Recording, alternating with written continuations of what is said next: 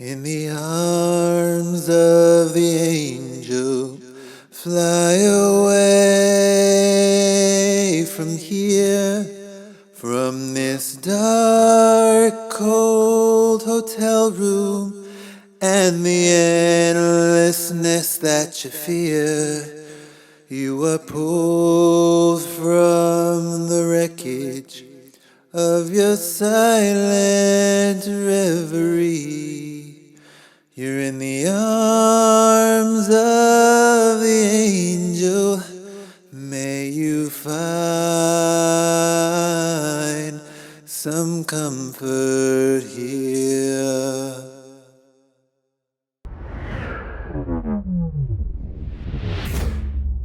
It's been a long time. We shouldn't have left you without a dope beat to step two. It's been a while. I don't know why I'm in a singing mood today, but if you saw my last video, you know that my Kia EV9, well, it's no longer mine.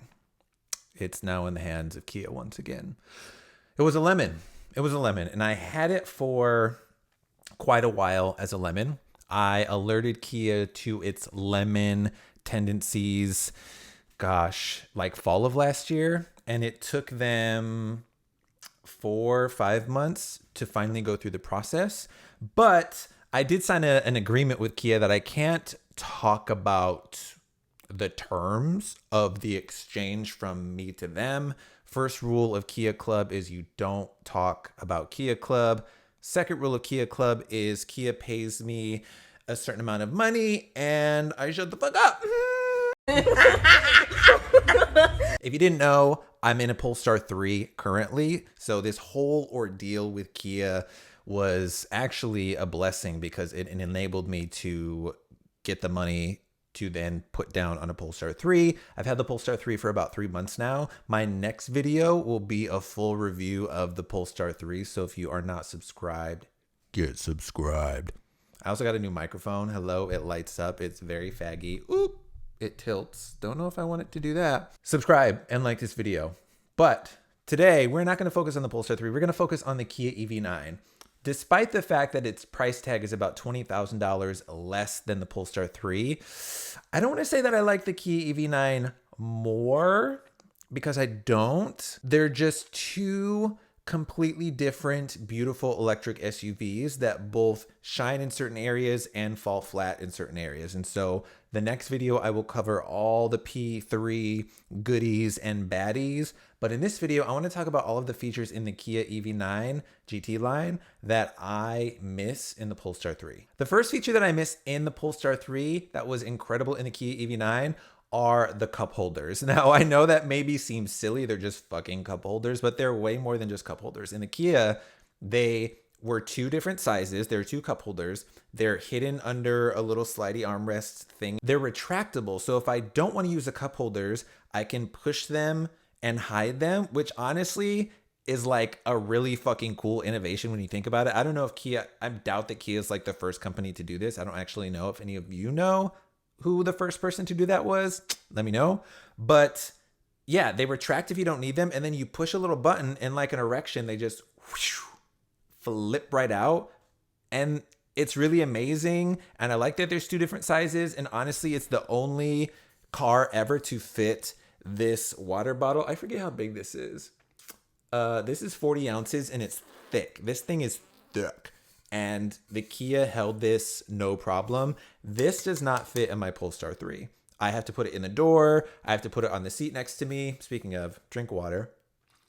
The Polestar 3 cup holders barely fit my little travel mug. It's not here. It's in the kitchen somewhere. So yeah, Kia ate with those cup holders for sure. The next EV9 feature that I really miss is just general visibility. So the Kia EV9 had mirrors that tilt down when you reverse. There were camera views that when in reverse or not, you can actually just hit the button and the camera angles will just appear on screen.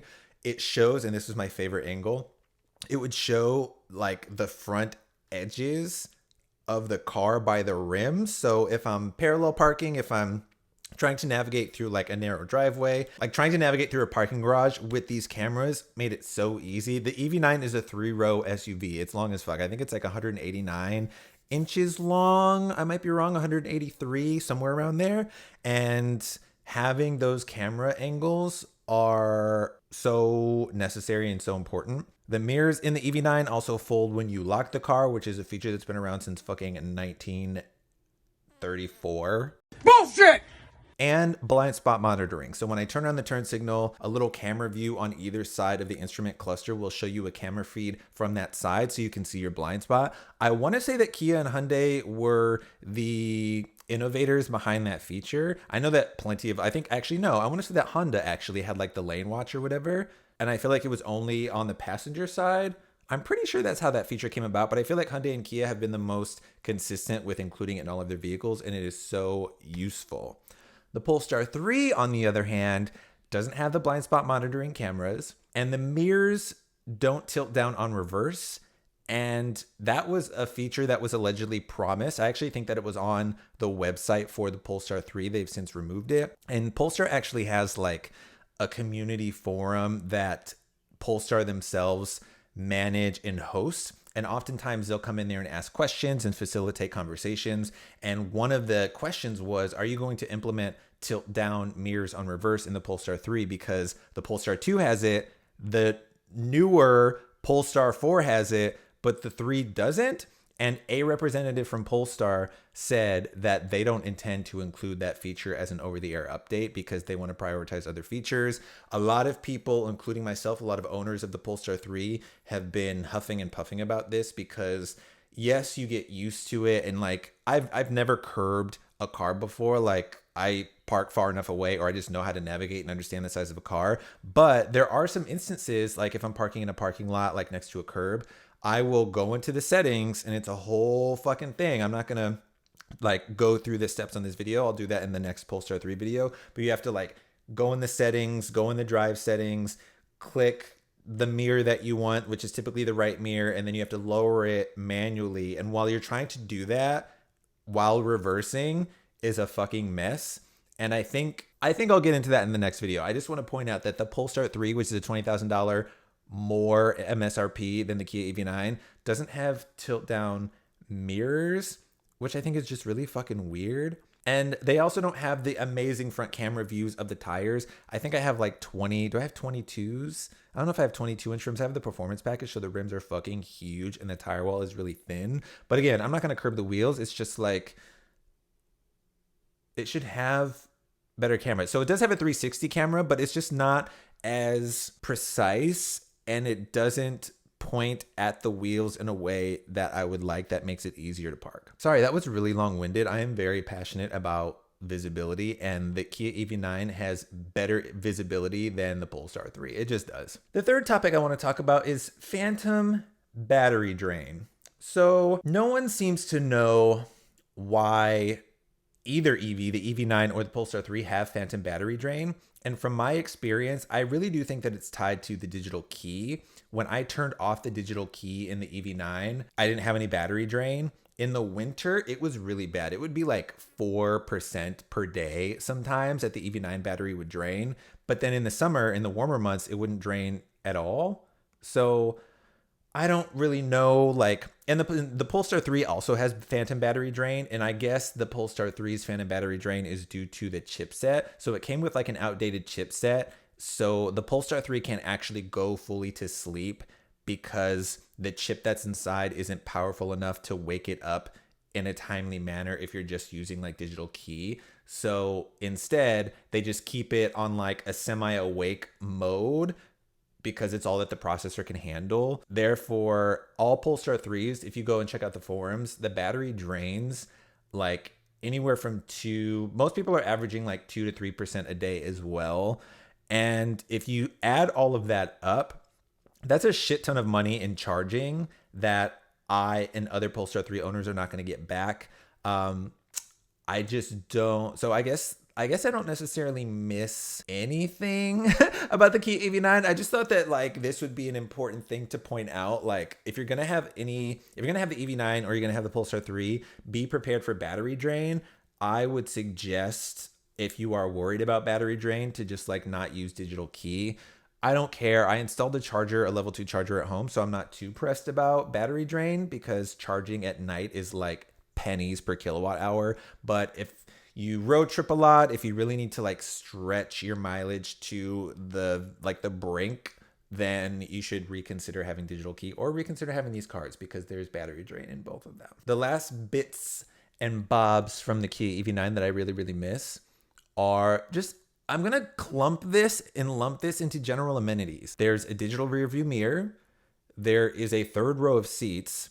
The second row of seats are heated and cooled. The moonroof in the EV9 actually opens, and there is a sunshade that I can close when it gets really hot and the sun is beaming down as it does in the south.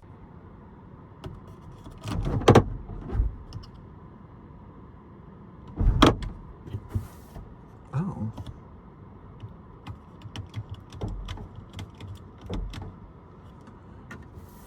Okay, well, that's good to know. The EV9 also has vehicle to load. So if I want to plug something into the charging outlet and charge it outside the vehicle, whether that's like if I'm camping, like a stove, there's also a general 110 volt outlet in like the trunk of the car. So when I went camping and I brought my hot water pitcher boiler to make matcha, and I just plug it in, worked like a charm. The Polestar 3 doesn't have a digital rearview mirror.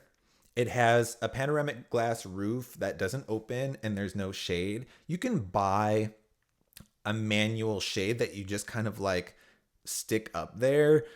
I think that's fucking stupid. Like, again, the Polestar 3 is more expensive than the Polestar 4. Maybe they'll add this feature in the 2026 or a future model of the Polestar 3, but the Polestar 4 has the electrochromic roof option.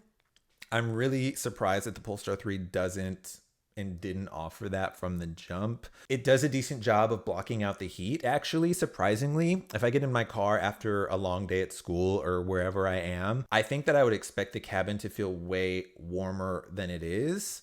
But I would love the option to, I don't know where you all watching came from or what kind of cars your parents grew up with, but having a sunroof was just like the pinnacle of the luxury and fucking fabulousness.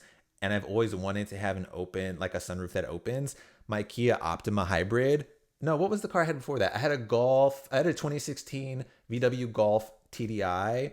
That was the first like nice car that I ever bought. And it had I think it was panoramic. Yeah, it was like a pretty wide and deep opening sunroof that had a sunshade.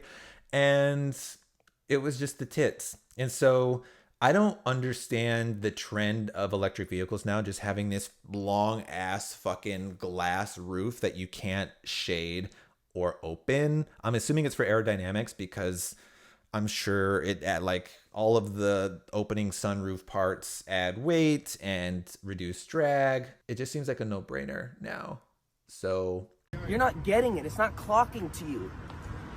Yeah, I'd really like that. The Polestar 3 also doesn't have like a standard outlet, again, which I think is fucking stupid. There are rumors that they're gonna have vehicle to load in a software update. I hear that it's capable of vehicle to load, it's just like not turned on yet. And even if that's true, it's still an inconvenience because in the Kia EV9, it just had a fucking household outlet in the trunk.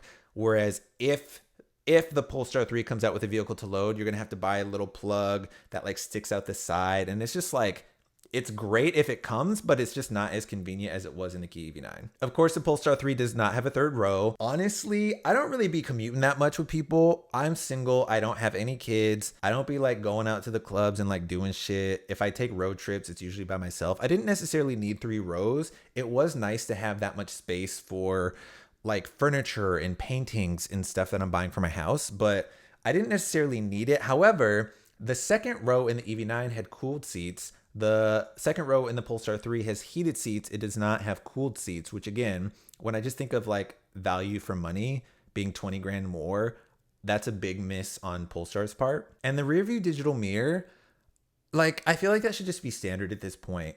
All of these big ass SUVs, like the Rivian R1S doesn't have a rear view digital mirror.